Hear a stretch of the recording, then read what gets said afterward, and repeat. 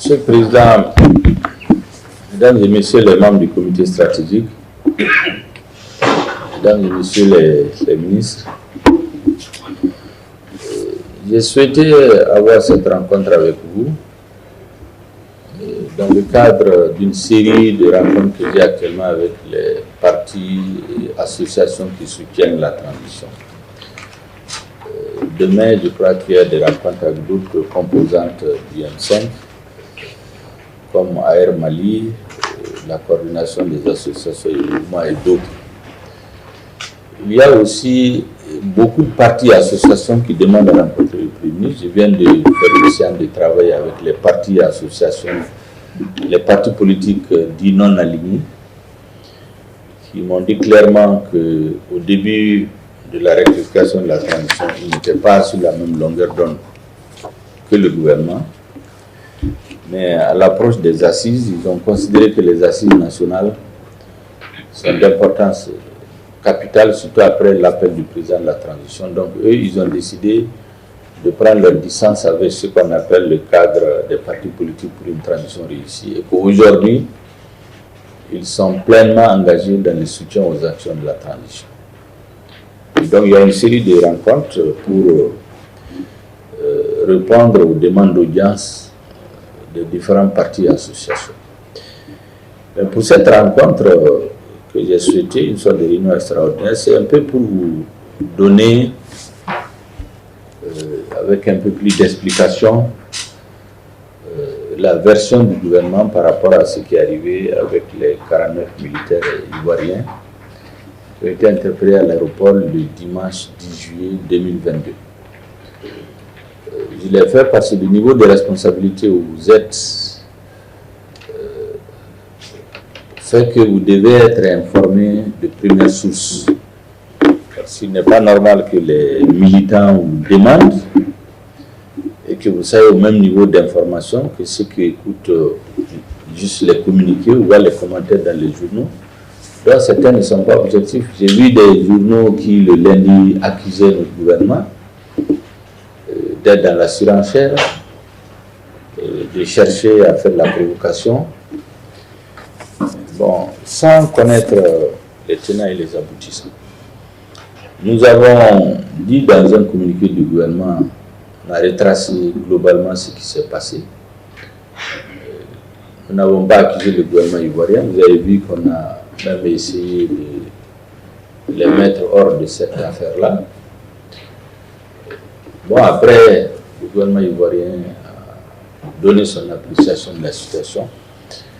Et le président de la transition a eu un entretien avec le secrétaire général de l'ONU. Et vous avez vu le compte-rendu, il a fait un tweet où il a dit qu'il faut qu'on respecte notre souveraineté. Ça, c'est son discours dès le départ. Le dimanche encore, quand vous étiez chez moi pour présenter les vœux, on était au courant de cette affaire. Quand les ministres ont été présentés les vœux au président aussi, il était informé. On n'a pas voulu gâter, pour ainsi dire, la fête des uns et des autres, mais c'était déjà parti sur les réseaux. Pendant que j'ai donné mon interview avec vous, d'autres déjà commenté. En fait, ce qui s'est passé, c'est que le 10 juillet, le dimanche, 2 avions ont atterri successivement. Le premier, il y avait des armes dedans. Le deuxième, il y avait des militaires, des gens en tenue militaire. Quand ils sont descendus, il leur a été demandé, et donc on a pris leur passeport et venu les donner aux policiers. Comme ils sont en tenue militaire, munissement, normalement ils mettent les cachets, ils passent. Cette fois-ci, les gens ont regardé les passeports. Ils ont dit, mais où est l'ordre de mission? Il n'y en avait pas. Il n'y avait pas d'ordre de mission. Et dans les passeports, vous avez vu les titres qu'on a trouvés. C'était des étudiants, des chauffeurs, des maçons, des mécaniciens, des vendeuses, des électriciens, des vigiles, des peintres, etc. Donc à partir de ce moment, les services compétents de l'État sont rentrés en action pour chercher à s'informer. Le ministre de la Défense qui n'étaient pas informés, parce que normalement, quand les militaires vont en mission, leur ordre de mission est signé par le ministre de la Défense, pas quelqu'un d'autre. Donc notre ministre de la Défense a demandé à son homologue ivoirien, qui n'était pas au courant. Cet état-major général des armées a demandé à son homologue ivoirien, qui disait qu'il n'était pas au courant, qu'il va s'informer, lui revenir. Le directeur du renseignement aussi a dit qu'il n'était pas au courant. À ce moment, on a fait remonter la question, est-ce que le président est au courant? Le président dit que lui aussi n'a pas été informé. Parce qu'on peut supposer qu'il y a des informations qu'il a, pour diverses raisons, il n'est pas obligé de donner à tout le monde, même au Premier ministre. Parce que chacun a le niveau d'information qu'il estime utile de donner ou non. Et donc, à ce moment, il y a une procédure qui a été déclenchée de vérification. Entre-temps, quand l'affaire a pris une certaine tournure, le président ivoirien l'a appelé. Et quand il a expliqué au président ivoirien tout ce que je viens de vous dire, bon, il en a pris acte et puis ça s'est arrêté. Le lendemain, c'est le président sénégalais qui l'appelle, qui lui a donné les mêmes explications, en disant que nous sommes dans une situation où on est obligé d'être vigilant. Alors, les gens oublient que le président de la transition, il est patron des forces spéciales, il était patron des forces spéciales au Mali. Il a fait des formations universitaires, académiques, il était sur le terrain. Vous savez, dans les forces armées, il y a trois types. Il y a les forces conventionnelles, il y a les forces spéciales, et puis il y a les forces clandestines. Les forces clandestines, c'est elles qui circulent sous des identités où elles vont dans des opérations spéciales. Même lorsque on les prend, les États peuvent ne pas les reconnaître. Et l'identité n'est pas connue. Et donc, quand vous voyez des gens en tenue militaire qui ont dans les identités ce que je viens de vous dire, étudiants, chauffeurs, mécaniciens, maçons, vendeuses, électriciens, vigiles, peintres, forcément ça intrigue. Et surtout que dans le premier avion, il y avait des armes. Et donc la décision a été prise de tout prendre et puis faire les vérifications nécessaires. Et la compagnie qui transportait tout ça, c'est une compagnie civile de la société SAS, une société allemande. Alors, les explications qui ont été données plus tard, c'est que les forces spéciales assurent la sécurité des Allemands qui sont ici. Bon, vous savez un peu cette affaire de sécuriser d'autres. Récemment, vous avez vu le débat qu'il y a eu à l'ONU, où on a voulu faire passer une résolution où Barkhane devait venir sécuriser la MINUSMA en cas de danger. On s'y est opposé parce qu'on a dit aujourd'hui on a les moyens de sécuriser la MINUSMA si nécessaire. On ne peut pas sortir par la porte et venir entrer par la fenêtre. Et donc on s'y est opposé et ça a été comme ça. Vous avez les Danois qui devaient venir ici dans le cadre d'un accord entre le gouvernement du Mali et les pays partenaires depuis 2019, lequel accord dit aussi qu'ils peuvent venir. Mais le même accord dit que quand ils doivent venir, les règles d'engagement de leurs forces doivent être convenues avec l'État malien. Ils sont venus, il y avait des demandes du Danemark, du Portugal, de la Hongrie, d'un autre pays. On ne sait pas pourquoi les Danois sont venus sans attendre d'avoir le visa. Ils n'ont pas donné de visa. Et ils sont venus. Parce que je crois que c'est les Français qui leur ont dit de venir. Et quand on leur a dit de partir, il y a eu le même type de polémique. Ils ont dit non, c'est le gouvernement malien qui n'a pas raison. Et nous sommes revenus à la chaire pour leur dire de partir. Bon, je crois qu'au niveau de leur parlement là-bas, ils leur ont dit de rentrer. Ils sont rentrés. En tout cas, c'est à peu près la même situation. Ça se ressemble, quoi. Parce que d'après les Ivoiriens, cette pratique est là depuis 2019. Sauf que les choses ont changé, les conditions de partenariat ont changé. À la tête du pays, on n'a pas les mêmes personnes. On ne peut pas venir faire ce qu'on veut. Si Takuba n'était pas parti, qu'est-ce qui allait arriver? Les pays allaient arriver un à un. On allait se retrouver pratiquement avec une alliance militaire sur notre territoire de façon un peu détournée. Et donc, on ne peut pas, normalement, dans ce genre d'opération, dans un pays où on envoie des militaires, la liste des militaires, la liste des armements qui doivent venir, doivent être connus suffisamment à l'avance par l'État où ils viennent. On ne peut pas imaginer un État où les gens viennent avec des armes, y compris des armes de gros calibre, et des militaires sans que l'État malien ne soit informé. Et tous les interlocuteurs auxquels on a posé la question disent qu'ils ne sont pas d'accord, qu'ils ne sont pas au courant. À leur descente, normalement, ces genres de forces, non seulement la liste des armes sont envoyées avant, connue, la liste de ceux qui doivent venir est connue, à leur descente d'avion, ils sont comptés, parce que s'il y a un qui manque, on oublie de se poser la question. Si on a dit qu'il y a 20 qui quittent le pays d'origine, et à la fin vous avez 19, vous allez vous poser la question où est parti le 1 là. C'est les questions de sécurité, on ne blague pas avec. N'est-ce pas? Et la société allemande SAS, son contrat a pris fin depuis 2020. C'est-à-dire qu'on est dans un pays où chacun fait ce qu'il veut, quoi. Il n'y a pas de rigueur dans la gestion de l'État. Or, maintenant, on a décidé de plus en plus d'occuper tous les espaces laissés en jachère comme ça, parce qu'on est un pays sous tutelle. Et c'est elle qui, son contrat n'a pas été renouvelé, n'a pas demandé de renouveler. Donc les gens font ce qu'ils veulent au Mali. C'est exactement comme les Danois, ils sont venus comme ça. Comme on dit, France ou la Dion, quoi. Ils ne vont pas Kananou et vous les déposer au Mali. Bon, au Bambou, ça ne va pas, ça c'est en soirée. Oui, Bambou, Kananou et vous les déposer. Alors, deuxièmement, vous savez, les forces spéciales, vous avez vu dans la déclaration du gouvernement ivoirien, ils ont dit que les forces spéciales là sont venues remplacer un contingent qui était parti la veille.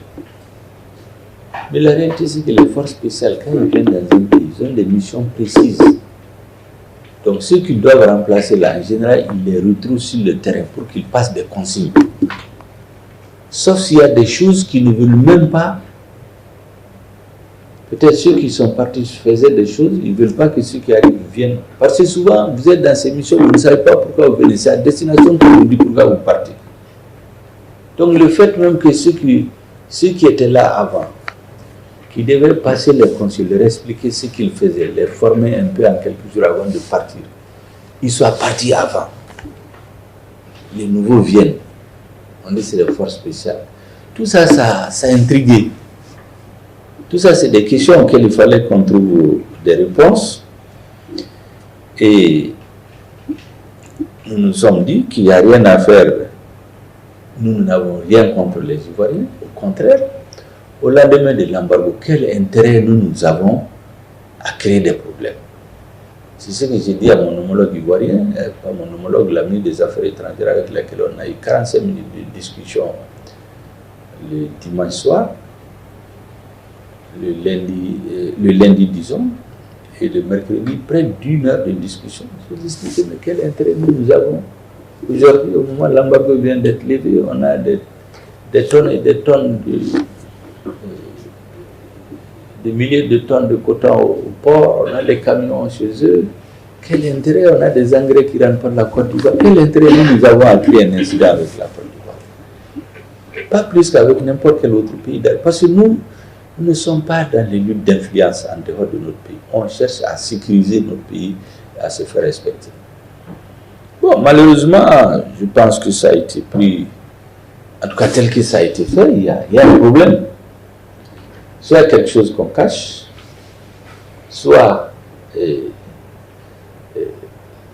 ça n'a pas été fait avec professionnalisme, ou bien ça regarde de oubla. Je ne sais pas lequel c'est, parce que de toutes les façons, on ne peut pas comprendre, quoi. Parce qu'il n'y a pas de cohérence. Notre gouvernement n'est pas informé. Il n'a pas la liste des armes ni des militaires. On demande, aucune autorité n'est informée de l'autre côté. Bon, ce n'est qu'avec un peu de retard qu'on a vu ce qui s'est passé. Tout cela montre quoi? Ça montre vraiment la vulnérabilité de notre pays. Parce que imaginez un peu, depuis quelque temps, on a interdit les manifestations publiques. Certains opposants ont pensé que c'est pour les empêcher de manifester. Non. Parce que maintenant, les terroristes, ils sont en débandade. Ils n'ont plus de sanctuaires où ils s'organisent. Donc, c'est par petits groupes, avec une certaine coordination et de complicité, bien sûr. Ils attaquent des villages, ils attaquent des gens, mais ce n'est plus la grande organisation d'avant, ils se dispersent partout. Bon, dans ces conditions-là, on a dit qu'il faut faire attention. Il y a même des ambassades, il y a quelques temps, qui ont dit qu'il faut faire attention. Il y a des actions qui peuvent aussi venir à Bamako. Vous avez vu, je ne vais pas les citer, vous les connaissez. Donc quand on a dit qu'on ne veut pas de manifestations, ce n'est pas par hasard, parce qu'on a des informations. Parce que c'est un cas d'école, je vous dis. Qu'est-ce qui peut arriver, par exemple? Au moment où on voit dans les résolutions au niveau des Nations Unies, on continue à dire les questions des droits de l'homme, il faut que le Mali fasse ci, fasse ça. Imaginez un peu que pour une raison ou une autre, les gens s'organisent contre le gouvernement de transition. On dit qu'il n'y a pas de manifestation. Les gens forcent, ils font des manifestations. Bon, un vigile qui rentre comme ça, sur nos territoires, un étudiant, un cuisinier, un plombier, c'est ça ses papiers. Mais il rentre en ville, il enlève sa tenue. Ce vigile et ce plombier, il peut porter des habits traditionnels maliens pour se retrouver dans des manifestations. Et mais s'il y a des problèmes, c'est un cas, une hypothèse, mais il peut tirer sur les gens. Qu'est-ce qu'on va dire après? On va dire que c'est les forces de l'ordre maliennes qui sont en train de tuer la population. Donc il y a un gouvernement illégitime qui est en train de tuer sa population. La communauté internationale ne peut pas rester sourde à ça. Il faut qu'elle agisse. Mais à Libye, c'était comme ça. Il y a eu un soulèvement à Benghazi. On a su après comment ça a été organisé. Et ça a servi de prétexte pour dire qu'il faut faire un no-fly zone. Du no-fly zone, on est allé s'attaquer au chef de l'État. C'est un cas, c'est une hypothèse qu'on ne peut pas exclure. N'est-ce pas? Et puis c'est des schémas qui sont connus. Les mouvements insurrectionnels, je ne vais pas citer de partout où ça s'est passé. On sait un peu les choses qu'il y a eu en dessous. Ce n'est pas pour rien que, à un moment, on a dit clairement que toutes les demandes de visa, des touristes, des journalistes, des ceci, cela, il faut les faire comme les pays développés le font. Quand vous faites une demande dans une ambassade ici, ils l'envoient d'abord vérifier dans leur pays d'origine, après ils donnent le OK, c'est à ce moment qu'on vous le donne. Moi-même, j'ai eu ici des journalistes qui se sont retrouvés à l'aéroport en disant qu'ils sont venus à mon invitation. L'invitation du Premier ministre. Le ministre de la Sécurité les a laissés aller à l'hôtel, on a gardé l'œil sur eux. Et quand j'ai fait les vérifications, je n'avais invité personne. J'ai dit, je n'ai invité personne. Il y a des gens qui ont demandé à donner une interview dans le cadre d'un séjour qu'ils feraient au Mali. De là à dire qu'ils sont venus sur mon invitation, il y a deux choses différentes. J'ai demandé de les expliquer. C'est aussi simple que ça. C'est quelques exemples que je vous donne pour dire qu'il faut qu'on soit extrêmement vigilant. Ça montre la vulnérabilité. Imaginez un peu que ceux qui sont à l'aéroport n'aient pas été vigilants, ce qui est fréquent chez nous. Quelqu'un vient en tenue militaire avec ses choses. Bon, quelqu'un prend tous les passeports, il vient les donner, on met les cachets et puis on dit de passer. Si ça allait arriver. C'est pourquoi quand les gens disent ça se fait comme ça depuis longtemps, j'ai dit à mon interlocuteur, c'est pas parce que il y a des mauvaises choses qu'on fait il y a des années que maintenant on continue à le faire. Quand on dit d'arrêter, ça soulève un tollé. Et nous avons tout fait dans notre communiqué pour ne pas accuser qui que ce soit. On a juste retracé les faits. Vous vous rappelez, quand il y a eu l'embargo, vous vous rappelez, on a dit que l'armée a tué des Mauritaniens à la frontière. À la même période, on a tué deux Guinéens en Arena. Les Guinéens n'ont pas fait beaucoup de bruit là-dessus. Mais c'est à la même période, parce que c'est les deux pays qui ont dit qu'ils ne feront pas leurs frontières. Mais en Mauritanie, vous avez vu tout le battage que RFI a fait avec des ministres. Ça a failli nous amener au bord de la rupture. Heureusement que les deux présidents se sont parlé, ça a passé à la télévision ici. RFI en a parlé, on a envoyé une forte délégation composée des ministres de l'administration, du ministre des Affaires étrangères, du chef d'état-major général des armées et du directeur des services spéciaux, qui ont été montrés à nos frères mauritaniens qu'on n'avait aucun intérêt en ce moment précis à créer un incident avec eux. Comment ils nous ont ouvert leurs frontières? On n'avait aucun intérêt. C'est en ce moment qu'une certaine radio disait que oui, qu'ils ont appelé, il y a eu une des victimes dans un village, que l'armée est venue, l'armée aurait tué les gens et qu'ils ont fait une fosse commune, les restes des villageois ont fui, mais qu'ils sont revenus déterrer les corps et ils ont vu là-dedans des Mauritaniens. Vous imaginez des villageois qui auraient été terrorisés par l'armée, où il y a eu des morts qu'on a mis dans une fosse commune, qui fuient dans la forêt et qui reviennent pour déterrer les corps, pour trouver deux blancs là-dedans et dire que c'est des Mauritaniens. Il y a une radio qui s'est mise à dire tout ça pendant des jours. Heureusement, quand nos officiels sont allés, ils ont démontré, avec images à l'appui, que là où nos opérations militaires se passaient, on détruisait les sanctuaires des terroristes. C'était très loin de là où il y a eu les deux morts. Bon, du côté de la Guinée, il n'y a eu aucune instrumentalisation. C'est à la même période. Pour vous dire les vulnérabilités auxquelles nous faisons face, et c'est pour cela que nous avons fait un communiqué assez documenté. Pratiquement, depuis le dimanche, nos équipes ont travaillé toute la journée. Malgré qu'il y avait le sambé, on ne disait rien à personne. Certains, quand ils ont vu sur les réseaux, ils ont paniqué le soir, ils sont venus me demander. Donc, je leur ai dit que je n'ai pas beaucoup d'informations. Parce qu'on a mis des équipes pour collecter tout ce qu'il y a comme information. Et on a fait un communiqué bien présenté par le porte-parole du gouvernement le soir du 11. Donc on a pris 24 heures vraiment pour faire des choses qui étaient irréfutables. On ne l'a pas fait dans la précipitation. Et nous avons dit que nous ne cherchons à provoquer personne. Mais notre sécurité n'est pas monnayable. Ce n'est pas possible. La sécurité du Mali, la dignité des Maliens, la souveraineté du Mali, nous ne le monnayons contre rien. Et nous voulons juste que nos partenaires nous comprennent. Quand on va finir de faire toutes les vérifications d'usage, on voulait nous mettre la pression, Ayoubla. Bon, le président l'a dit à qui de droit, il l'a dit au secrétaire général de l'ONU. On ne s'acharne contre personne, mais on va faire les vérifications nécessaires. Et puis le président tirera les conséquences. C'est lui la seule autorité habilitée à dire qu'est-ce qu'on fait. Je sais qu'il n'est pas dans une logique de confrontation. Comme je dis, on n'a aucun intérêt.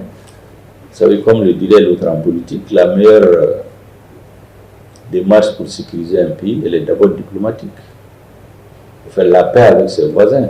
Ça, c'est le b.a.-ba de la diplomatie.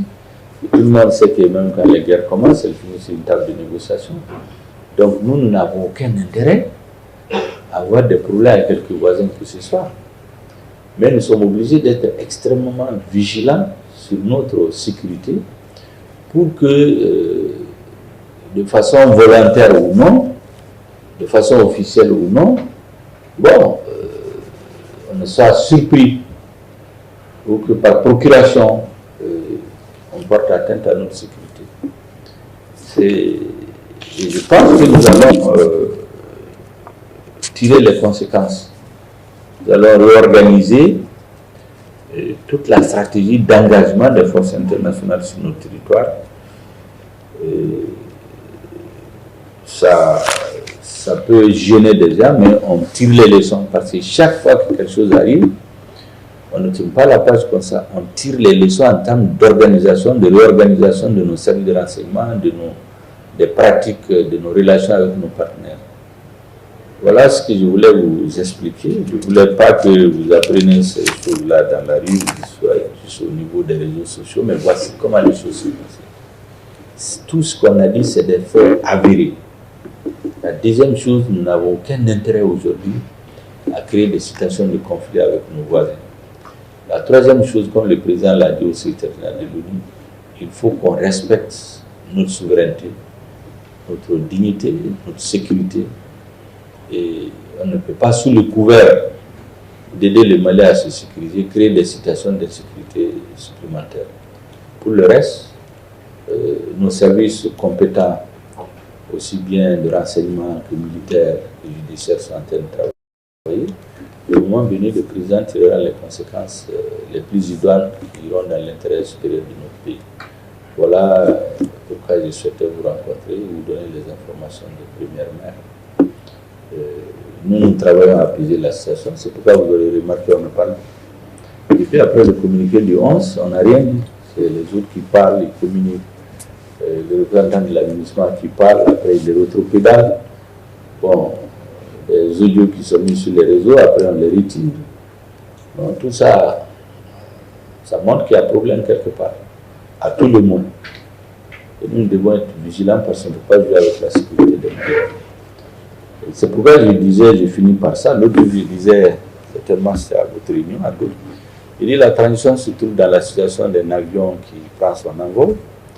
Il y a les zones de turbulence avant d'arriver à la vitesse de croisière. On savait qu'avant, il y en a qui s'opposaient aux réformes, qui s'opposaient à la lutte contre la corruption, qui s'opposaient à la lutte contre l'impunité, qui s'opposaient à la mise en œuvre d'un organe indépendant, qui s'opposaient à tout ce qu'on faisait, en disant il faut faire les élections, les élections. Donc on a tourné cette page depuis la levée de l'embargo. On se trouve comme un avion qui est arrivé à la vitesse de croisière. Bon, c'est quand on descend les ceintures, les gens mangent, ils courent.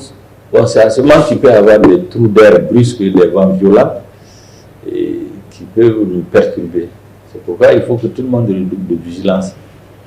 Comme le dirait l'autre, c'était au Chimie, il dit les terrains les plus difficiles à arpenter, c'est les terrains plats. Parce que c'est là où tu penses qu'il n'y a rien et quelque chose peut surgir. Quand c'est accidenté, tu es vigilant, tu montes des montagnes, tu descends, mais quand c'est plat, tu penses que tout est bien, c'est là-bas que il peut surgir des choses que tu... Sinon, personne ne pensait qu'après l'embargo, tout le monde pensait qu'on allait être sur un fleuve tranquille. Et brusquement, on se retrouve avec une situation assez rocambolesque qui a pratiquement qui a perturbé tout le monde. Mais je dois dire qu'aujourd'hui, Dieu merci, depuis qu'on a reporté, bien avant, depuis qu'on a reporté la levée de l'embargo du 4 juin au 3 juillet, nous, notre analyse nous a conduit au fait que certainement quelque chose devait arriver avant le 3 juillet. Bon, ça devait être soit une déstabilisation des institutions, mais une crise politique. Heureusement que vous avez été extrêmement vigilant et sage avec l'incident arrivé à la suite du vote de la loi électorale. On n'est pas tombé dans le piège. Le président a pris une décision relativement sage par rapport au moment précis. Les M5 a encaissé. C'est comme je dis toujours, nous on a une responsabilité particulière dans la réussite de la transition. Il y a beaucoup qui la soutiennent, mais on a une responsabilité particulière.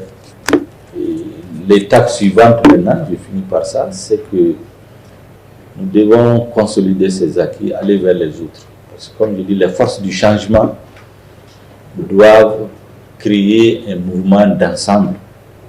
Je ne connais pas la forme, mais qui va rendre le processus de changement irréversible.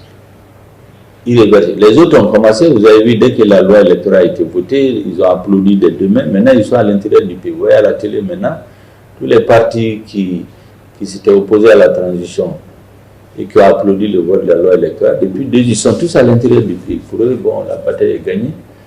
Et donc, il faut se réorganiser, se mobiliser. Moi, je suis à la télé, je vois beaucoup de partis maintenant qui tournent à l'intérieur. Ce n'est pas par hasard. Voilà ce que je voulais vous dire.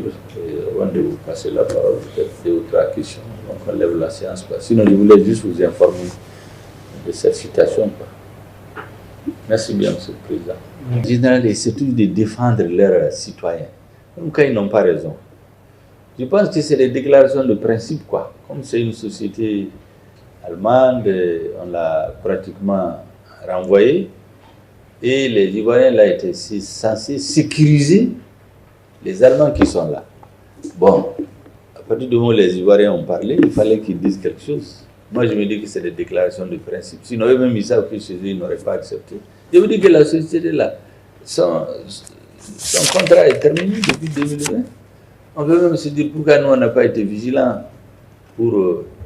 et vous savez, il y a des choses qui se sont passées en cette période qu'on est en train de regarder même. Il y a des papiers qui ont été signés, c'est inacceptable.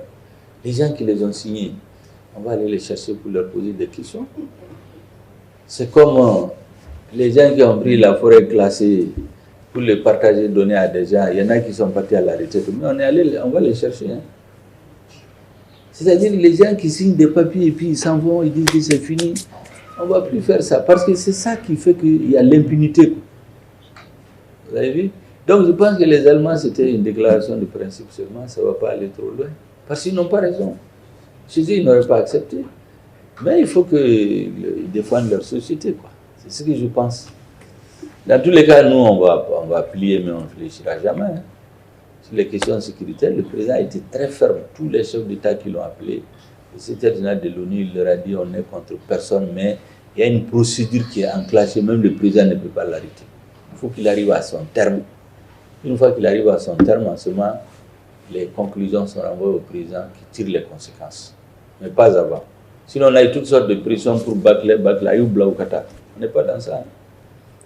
Donc, notre chance, c'est qu'on a la vérité de notre côté, quoi, jusqu'à présent. Et les Ivoiriens aussi, je pense qu'ils se défendent comme ils peuvent, mais quand je vois les communiqués, le ton est relativement mesuré. Ce n'est pas un ton agressif, quoi. Je pense que des deux côtés, il y a cette volonté de ne pas aller trop loin. Bon, parce que si on creuse trop loin, ce n'est pas bon peut-être pour les uns et les autres. Et puis bon, chaque État essaie de se défendre. Bon, ce qui a été dit sur eux aussi. Il fallait bien qu'ils se défendent s'ils se taisaient. Donc moi je comprends bien, sans dire qu'ils ont raison. Quelqu'un a attiré mon attention que la réaction de l'Allemagne là est sur les réseaux. Nous, ce qu'on a décidé, notre ministre des Affaires étrangères est dans une mission particulière aujourd'hui avec le ministre des Finances, ils vont rentrer. Nous allons mettre une équipe pour voir tous les contours qui encadrent la présence des forces internationales sur notre territoire. Tous les aspects vont être minutieusement étudiés et nous allons revenir vers nos partenaires avec des propositions d'encadrement strict de la présence des mouvements, des actions des forces internationales sur notre territoire. Si tant il est vrai qu'elles sont là pour nous aider. Parce qu'avant, il y avait beaucoup de laisser-aller. Il y a des accords qui sont signés en dehors de l'État malien. Par exemple, quand récemment les Français partis par la porte à leur demande, c'est ceux qui ont dit qu'ils partent. C'est important de rappeler ça. Tous ceux qui ont dit qu'ils partent. Nous, on leur a dit de partir. Après, ils voulaient venir rentrer par la fenêtre. Pour dire qu'au cas où l'aménagement est en danger, ils doivent les sécuriser. En fait, il y avait un support. Parce qu'ils avaient un accord qu'ils avaient signé avec l'aménagement en dehors du gouvernement malien, en 2013, je crois, en 2016, qui leur donnait la possibilité, sinon l'obligation, de défendre l'aménagement en cas de danger. Mais le gouvernement n'était pas au courant. Mais ce que nous avons opposé à ça, nous avons dit qu'en ce moment, ils avaient une base légale pour exister ici. Aujourd'hui, ils n'existent pas. C'est pourquoi je n'ai pas de revenir par la fenêtre. Donc, c'est la même chose. Toute cette société-là, comme je vous dis, son contrat était fini. C'est exactement comme ce journaliste dont je vous parle là, qui disait qu'il y a des Mauritaniens qu'on a déterrés parmi les cadavres qu'on a vus, qu'on a sortis de la fosse commune. Il y a des Mauritaniens là. Mais ce journaliste-là, il faisait semblant d'être reporter ici. Sa carte de résidence, ou comment dire, ils ont un nom là, d'accréditation, est finie depuis un an, il n'est pas là. il est à l'extérieur, c'est de là-bas, il téléphone, on donne de l'argent à des gens qui font des faux témoignages ici. Comme je vous dis, personne ne peut imaginer qu'il y ait une population terrorisée qui a fui, vient encore ouvrir une fosse commune pour voir les cadavres, pour compter et trouver des blancs là-dedans et dire que c'est des Mauritaniens. Mais quand l'information vient comme ça, tout le monde n'a pas cette capacité d'analyse. Mais c'était fait pour envenimer la situation chez les Mauritaniens contre nous et aller dans des blocages. Donc, effectivement, les Allemands ont parlé, mais je ne crois pas qu'ils aillent plus loin. Parce que je pense que les Syriens avec lesquels nous traitons ces questions doivent les amener à nous respecter. Parce qu'on n'est pas dans l'excès, on n'est pas dans l'infectif, on n'injure personne, mais on est extrêmement vigilant. Et je crois que personne ne doit se tromper sur la détermination de l'équipe actuelle à maintenir le flambeau qui a été allumé et que les Maliens tiennent tous d'une même main et qui a été hissé très haut le 14 janvier. Le flambeau de la restauration vraiment de la souveraineté, de l'indépendance, de la dignité des Maliens. Vraiment sur ça, personne ne doit se tromper. Pour le reste, on n'est pas belliqueux, on n'attaque personne, on n'injurie personne, mais c'est une pointe de fer dans du vélo qui défend nos intérêts. Les intérêts du Mali, point à la ligne. Nous sommes dans une situation d'hostilité avec personne. Parce que comme je dis, la première faute politique à faire en matière de géostratégie, géopolitique, c'est de ne pas s'entendre avec ses voisins. Et nous n'avons pas intérêt dans ça. Mais que personne ne se trompe. On ne peut pas utiliser notre volonté de paix comme une faiblesse pour nous marcher sur les orteils. On ne peut pas l'accepter. C'est aussi simple que ça. Tout le reste, il faut prier. Moi, j'ai toujours dit que cette transition-là, ni blague contre la, comment on dit. J'ai dit à Malaba Malo. Sarga Babla. Sarga Babla. Je Sarga et Dobla. Sinon, c'est trop terre à terre, quoi. En tout cas, merci bien d'avoir répondu à mon invitation. La séance est levée.